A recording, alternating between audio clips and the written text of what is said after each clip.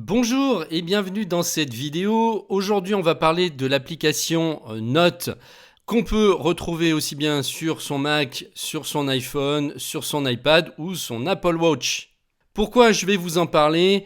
Eh bien parce que c'est une application qui est devenue hyper intéressante au fil du temps. Et on va regarder ça tout de suite. J'ai donc appelé ça Notes, l'application native d'Apple qui déchire en 2022.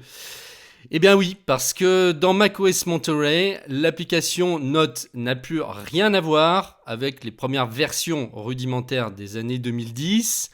Aujourd'hui, c'est devenu un véritable deuxième cerveau qui permet de faire presque autant de choses qu'un de ses concurrents bien connus, Evernote. Et c'est devenu mon système de prise de notes principal et préféré avec Evernote. Aujourd'hui, je saisis tout dedans. En plus, on peut aussi bien l'utiliser donc en tapant avec son clavier qu'avec l'Apple Pencil si on a un iPad. Et on verra ça justement en deuxième partie de la vidéo. Je vous montrerai comment saisir des notes sur l'iPad Pro. Et puis ensuite, comment ça se synchronise directement avec votre Mac. Alors ça ne veut pas dire que j'utilise plus Evernote, j'en fais pas la même utilisation, mais aujourd'hui ce sont les deux seules applications de notes que j'utilise, j'en ai pas besoin d'autres. Et on va voir pourquoi, parce que depuis quelques années, l'application s'est enrichie considérablement, avec énormément de possibilités.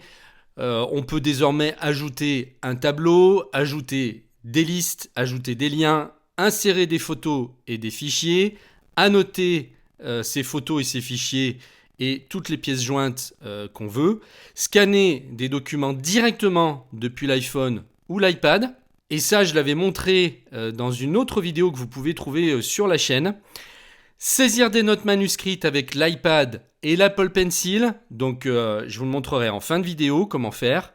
Verrouiller ses notes avec un mot de passe. Donc ça, c'est très utile si on a des choses confidentielles qu'on ne veut faire voir à personne. Parce que vous savez, des fois, il peut y avoir des regards indiscrets quand on a un ordinateur chez soi et qu'il y a du monde, je sais pas, il y a des enfants, on ne peut pas tout contrôler. Et grâce à ça, vous allez pouvoir être tranquille. On ne pourra pas lire les notes que vous aurez verrouillées. On peut créer des dossiers et des sous-dossiers pour classer ces notes. Et ça, avant, ça n'existait pas. On n'avait pas de dossier. Elles venaient juste s'ajouter les unes après les autres. On peut trier et épingler ces notes. Ajouter un widget note dans le centre de notification pour accéder rapidement à une note ou un dossier. Partager des notes et des dossiers. Collaborer sur une note partagée. Importer et exporter des notes. Modifier les préférences dans Notes. Et puis, les nouveautés qui ont fait leur apparition sous macOS Monterey font encore sensiblement grandir le potentiel de cette application. On y trouve notamment, désormais, l'ajout des tags mots-clés qui sont un moyen rapide et flexible d'organiser ces notes et de les classer par catégorie. On peut ajouter un ou plusieurs tags, comme par exemple santé ou cuisine, en les tapant directement dans la note. Le navigateur de tags de la barre latérale permet de sélectionner un tag ou une combinaison de tags pour consulter rapidement les notes taguées. Et d'ailleurs, on peut le voir ici sur la gauche. Voilà, c'est le navigateur de tags. Il suffit d'aller dessus, de cliquer dessus pour afficher les notes qui contiennent ces tags. Et donc là, j'ai fait une vidéo complète que je viens d'ajouter dans la formation sur Mac, mes premiers pas sur Mac.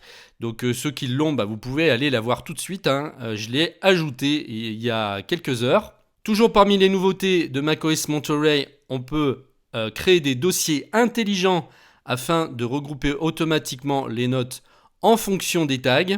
Et ça, je le montre aussi dans la vidéo dont je viens de vous parler. De nouveaux modes collaboratifs ont été revus et ajoutés pour optimiser le travail en équipe. L'ajout des notes rapides qui permet de saisir du texte instantanément dans une nouvelle note sans avoir à ouvrir l'application. Donc on fait rouler juste sa souris dans le coin droit de son écran. On le fait de la même façon sur l'iPhone et l'iPad. Et c'est instantané, vous saisissez du texte soit au clavier, soit avec l'Apple Pencil. Maintenant, je vous propose de passer à la deuxième partie de cette vidéo. Je filme mon iPad pour vous montrer comment saisir des notes manuscrites. Nous voici sur mon iPad. On va ouvrir l'application Notes. Allez, on va créer un petit dossier qu'on va nommer Formation. À l'intérieur de ce dossier, je vais créer une nouvelle note et je vais utiliser donc mon Apple Pencil. Alors c'est l'Apple Pencil 2 qui est compatible avec les derniers iPad Pro. Ils ne sont pas compatibles avec la première génération. Mais voilà, c'est absolument magique puisque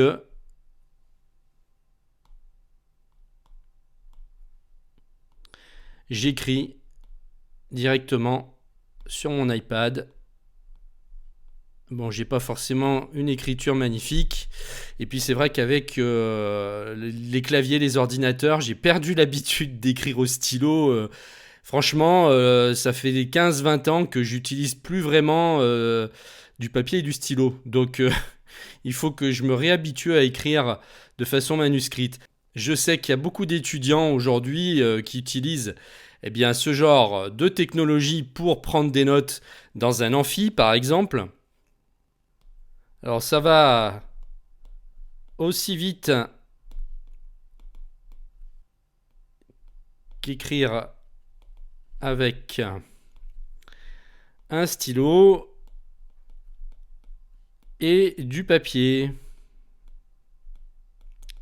Et je dirais même que c'est plus agréable parce qu'on a une sensation de glisse, ça glisse vraiment pour prendre ses notes.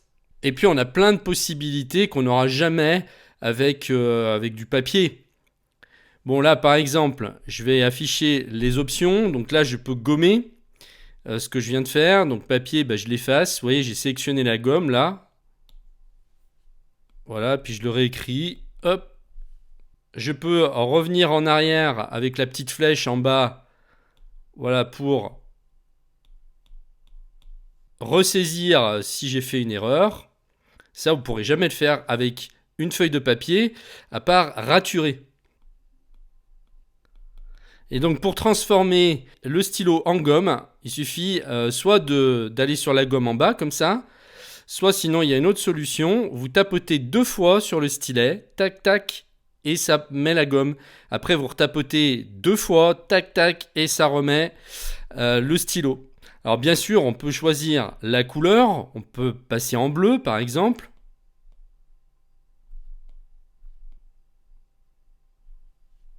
On peut changer de style de crayon ou on peut même passer au feutre. Là, je vais prendre par exemple celui-ci.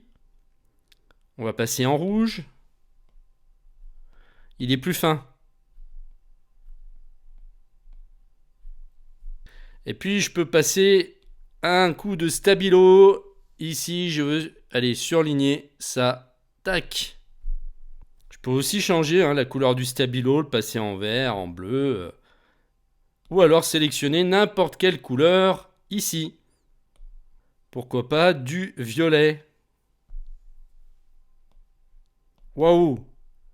Ah oui, parce que là, j'étais resté en stabilo. Faut que je repasse. Alors, il y a le stylo bille aussi. Le stylo bille. Et qui va surtout permettre de transformer ce qu'on écrit de façon manuscrite en caractère informatique. Donc ça, c'est vraiment magique.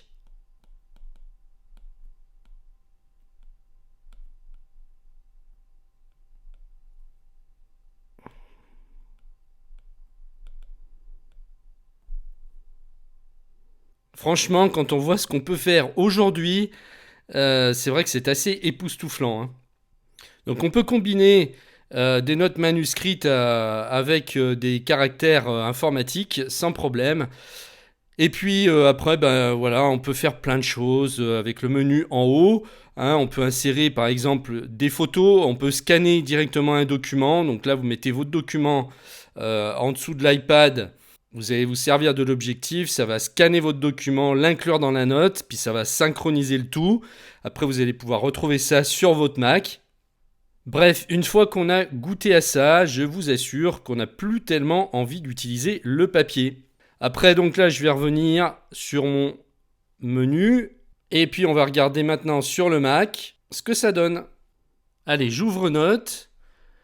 J'ai bien mon dossier formation qui a été créé et ma note à l'intérieur qui s'est synchronisée. Et maintenant, je peux tout à fait continuer de travailler sur cette note sur mon Mac. Voilà, donc j'ai 2 vidéos de formation consacrées uniquement à Notes parce qu'il fallait bien ça. Dans la première, on fait un tour global de toutes les fonctions. Et dans la seconde, j'ai fait une vidéo qui ne parle que des tags et des dossiers intelligents. J'ai vraiment détaillé le plus possible pour que ce soit facile à comprendre et à appliquer. Ces 2 vidéos se trouvent dans la nouvelle formation macOS Monterey 2022 et vous pouvez y accéder en cliquant sur le lien qui se trouve juste en dessous de la vidéo. Je vous remercie de m'avoir suivi et je vous dis à très bientôt pour un prochain tutoriel.